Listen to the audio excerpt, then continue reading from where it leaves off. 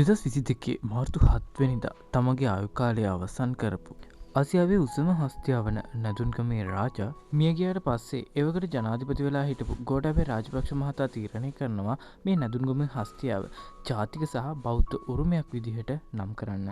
ඉතින් ඒ විදිහට නම් කරාට පස්සේ 2022 පටන් ගත සංරක්ෂණ කටයුතු 2026 මාර්තු වෙද්දී සම්පූර්ණ කරලා අවසන් වුණා. ඒ විදිහට ටැක්සිඩම් කරලා කොළඹ ජාතික කෞතුකාගාරයට ගෙනාපු නැදුන්ගමේ හස්තියාව ඊයේ දවසේදී උත්සවයක් තියලා මිනිස්සුන්ට බලන්න පුළුවන් විදිහට ජනසතු කරා. නැදුන්ගමේ හස්තියා කියන්නේ හරිම හීලෑ ගෞරවනීය හස්තියෙක්. 2005 ඉඳලා 2021 වෙනකම්ම නුවර දළදා පෙරහැරේ ප්‍රධාන කරුණුවාහකයා විදිහට වැඩ කරේ මෙන්න මේ නැදුන්ගමේ හස්තියා. ආසියාවේ උසම හස්තියා විදිහට හඳුන්වපු මේ නැදුන්ගමේ රාජා උස මීටර් 3යි සහ 3.5ක් අතර ප්‍රමාණයක් වුණා. මෙයා සතුණු මේ දිගු දළ යුගල නිසාවෙන්ම හැමෝගෙම ගෞරවයට පාත්‍ර වෙන්න මේ හස්තියට පුළුවන් වුණා. ඒ වගේම මිනිසුන් අතර මහා හස්තියා වශයෙන් නාමයට පාත්‍ර වෙන්නත් මේ හස්තියට පුළුවන් වුණා.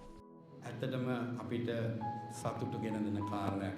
ඇත්තටම අධ්‍යක්ෂක ජනරාල්තුමියට අපේ ප්‍රශංසාව හිමි කළ යුතුයි.